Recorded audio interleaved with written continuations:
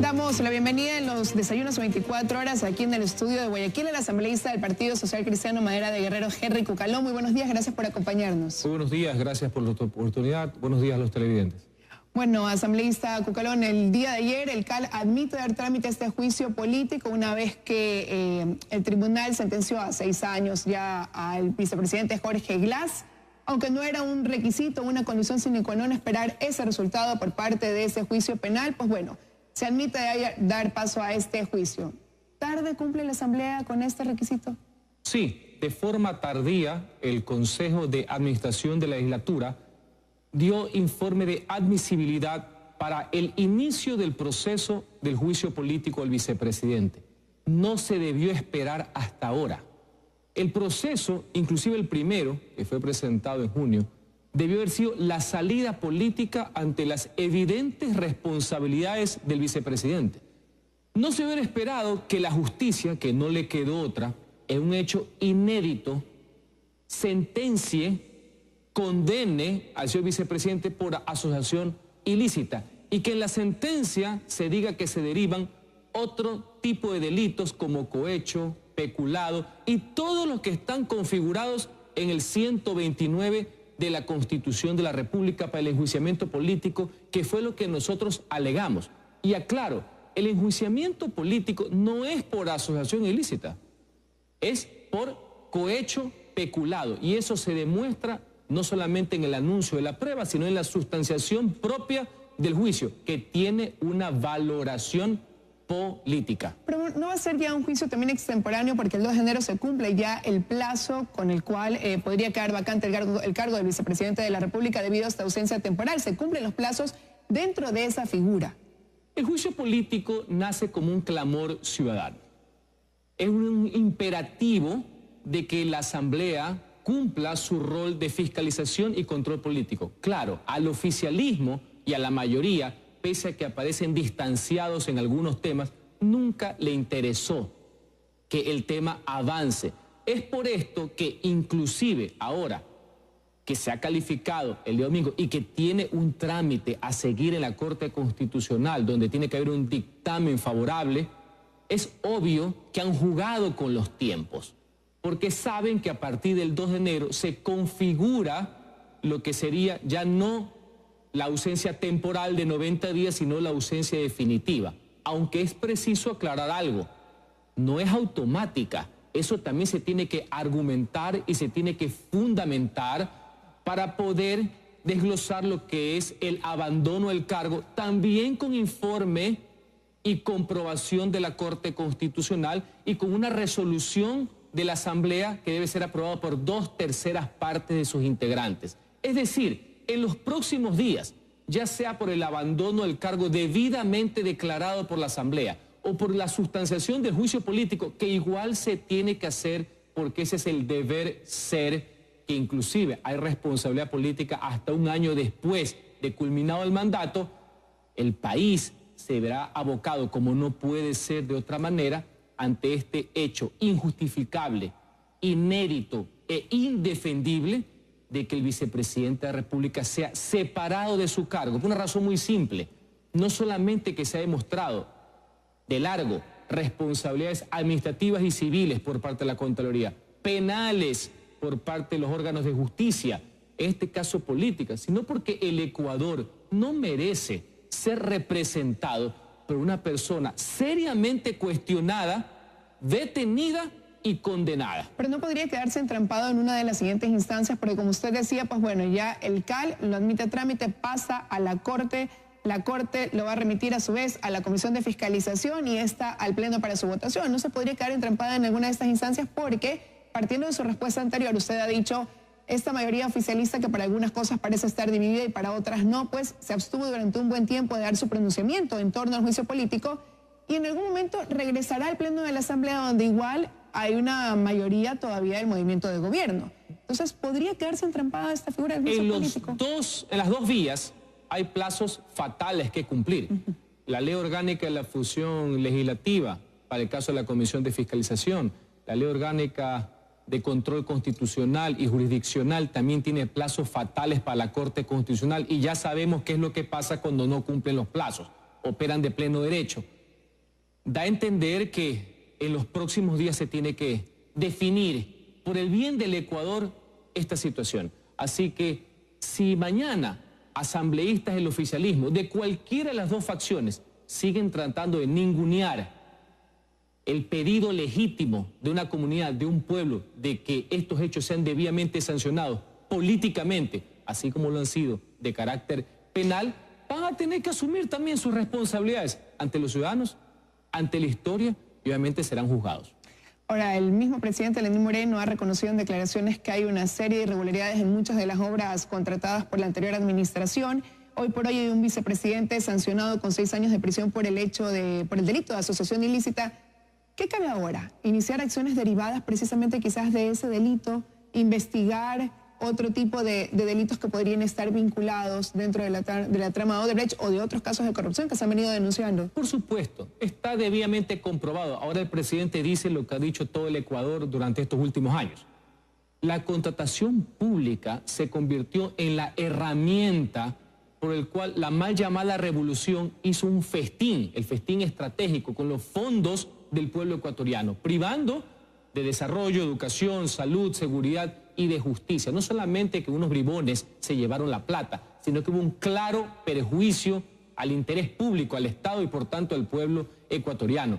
La Fiscalía debe actuar de forma rápida, por decirlo menos, en todos estos casos, porque Odebrecht solamente es la punta del ovillo. Es una pequeña parte de este marasmo que se convirtió la metida de mano en la contratación pública, que no fue un accidente, no fue un hecho aislado, como siempre reitera el expresidente Correa, sino que obedeció a un hecho sistemático e institucionalizado, mediante la cual no fue pues un accidente de que se eliminen los informes de control de la Contraloría General del Estado y todo un marco de impunidad que permitió que estos hechos sucedan. Así que, tanto desde el punto de vista político, pero fundamentalmente desde el ámbito de la justicia con carácter penal, la Fiscalía tiene una ardua labor que seguir donde la ciudadanía estará pendiente de aquello. Ahora, pero para usted también hay otra deuda pendiente y son las explicaciones que debe dar el procurador Diego García, que mostró una actitud quizás inaceptable debido a que no se presentó él personalmente en un juicio que ha sido considerado hasta ahora el más importante dentro del país, sino que delegó un funcionario que llegó 7 minutos tarde y pues bueno, ya el resto todos lo conocemos. Él ha sido llamado a la Comisión de Fiscalización. ¿Qué espera usted? ¿Qué respuestas espera por parte del procurador? He solicitado que comparezca ante la Comisión de Fiscalización para que quede en actas ante el jugador político, que es la Asamblea, ante los representantes del pueblo, que son los asambleístas, la famosa teoría de que no se podía meter en el cuerpo de nadie para asistir. Y nadie le está pidiendo que haga magia. Lo único que se le está pidiendo es que cumpla con su obligación jurídica, histórica y moral, que en el juicio más importante de la historia contemporánea, nada más ni nada menos que con un vicepresidente sin funciones, pero ejerciendo el cargo, sobre una trama que ha conmocionado al Ecuador entero, resulta ser que envía delegados, cuando su obligación era asistir, dar cara, argumentar, como se dice, frentear, y verlo a la cara también al vicepresidente. Porque recordemos que el procurador, más allá del respeto personal que merece, ha estado 10 años, pues, que coinciden con el del régimen del presidente Correa. Así que él debe, es más, la ciudadanía lo conmina a comparecer en nuestros juicios, no solamente elaborar la estrategia general, porque por ahí lo he leído, él se dedica a lo macro, que no, él tiene que asistir. No le tenga miedo al Twitter de Correa, eso no pasa absolutamente nada. Asista, cumpla con su labor, si no sujétese al juicio de la historia que se va a hacer. Ahora, usted acaba de mencionar al expresidente Correa. Respecto a eso quiero remitirme al 2016, cuando el expresidente Correa pues criticó a las organizaciones políticas que en su momento viajaron a Washington. Usted formó parte de esa comitiva para pedirle a la OEA que viniera y pudiera garantizar la transparencia de los comicios del 2017. En su momento, Rafael Correa denostó a la OEA. Pero ahora, junto con Ricardo Patiño, van y envían una carta para poder decirle al mundo a través de la OEA, contarle sobre lo que está sucediendo acá en el Ecuador, sobre la alteración del orden democrático acá en nuestro país. Primero, dice que esta organización debería desaparecer, que no debería tener validez, y ahora, sin embargo, recurren a ella para decirle algo hay que hacer en torno a lo que está sucediendo en el Ecuador, porque está lejos de vivir una democracia. ¿Qué opinión le merece todo este suceso? Bueno, cuando la mitomanía reemplaza a la ideología y a los conceptos suceden este tipo de sustancias. Para mí es una ocurrencia más, porque dudo que pueda ser una idea. De los que denostaron, efectivamente, de los que la despreciaron, de quienes la desconocieron, de quienes intentaron descalificar a las personas que acudían al sistema interamericano de derechos humanos, por citar un ejemplo, ahora van y se quejan, digo quejan entre comillas. Ese demuestra el nivel de moral que tienen los representantes del correísmo. Una es mi moral, otra es la de mis compañeros y otra es la de los adversarios. Así son ellos. Pero en todo caso, ya sabemos por dónde van. Es importante que se sepa que jamás acudir al pueblo a un ejercicio de participación democrática directa puede constituir un acto propio de una dictadura.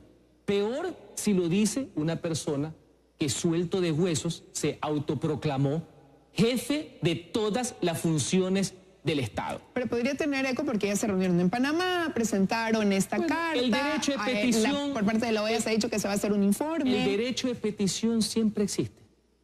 Así que no le veo ningún problema. Pero venir a decir que en el Ecuador se está consolidando la dictadura, y no es por defender al régimen del cual nosotros somos opositor de cosas, no de personas, de conceptos, ideas, de propuestas. En algunas cosas se puede estar de acuerdo y en otras obtendrán nuestro firme rechazo, como por ejemplo la ley mal llamada de reactivación económica, que lo que hace es favorecer la contracción y la recesión económica.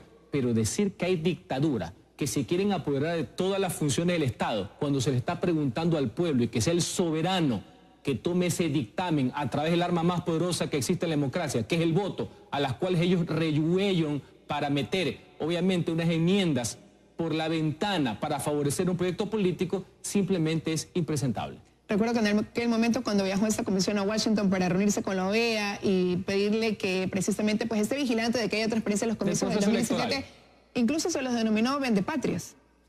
Muy propio de los sueltos de huesos, de tratar de descalificar por hacer un acto que tenía que ver con la pureza del sufragio, a la luz del día, privilegiando el interés general, no el interés particular. Pero esas son épocas pasadas, hay que virar la página. Al pueblo, a la ciudadanía le interesan otras cosas. Ya sabiendo cuáles son las personas que no tienen credibilidad alguna, es un tema que tiene que ser superado. Ahora, Sácala acaba de mencionar también un punto que ha sido uno de los puntos álgidos para llevar a esa ruptura de Alianza País, la consulta popular también, pero con este escenario más el juicio político al vicepresidente Jorge Glass, ¿cómo queda o cómo se replantea la Asamblea? ¿Va a haber una nueva mayoría donde esté conformada por los que hacían oposición, más los que ahora son del lado del ala morenista? ¿La nueva oposición la constituyen los que quedan del lado del ala correísta? ¿Cómo se replantea ya el legislativo? Mire, la pelea entre las facciones del oficialismo, correístas o no correístas, es un problema de ellos,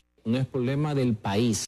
Ese ha sido el gran problema de estas personas, que como confundieron pues el partido, el gobierno, el Estado y el caudillo, piensan que sus vicisitudes son las problemáticas de la ciudadanía, y no lo son. Pero esa fragmentación, ¿cómo puede aportar o cómo puede el tema de fondo, desfavorecer el ejercicio dentro de la Asamblea? El tema partidista. Pero esos problemas no pueden conspirar contra el cumplimiento de una agenda legislativa que debe ser una aliada de la prosperidad, que tiene que trabajar en esa sí una recuperación económica, en devolver derechos que fueron conculcados y violentados, como el tema, por ejemplo, la ley de comunicación, y catalogar a la comunicación como un servicio público, el tema de la seguridad social, temas de seguridad ciudadana.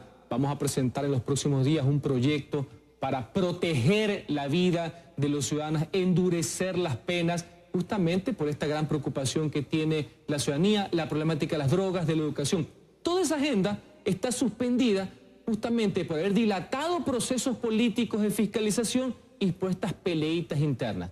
Ojo, yo decía al principio de esta entrevista, el Ecuador no merece que su futuro se vea de una u otra manera limitado y la salida a los gravísimos problemas del país por este tipo de cuestiones. Pero de manera general hay una deuda en materia de fiscalización por parte de la Asamblea ya en todos estos meses que han transcurrido. No solamente de fiscalización, sino también de legislación.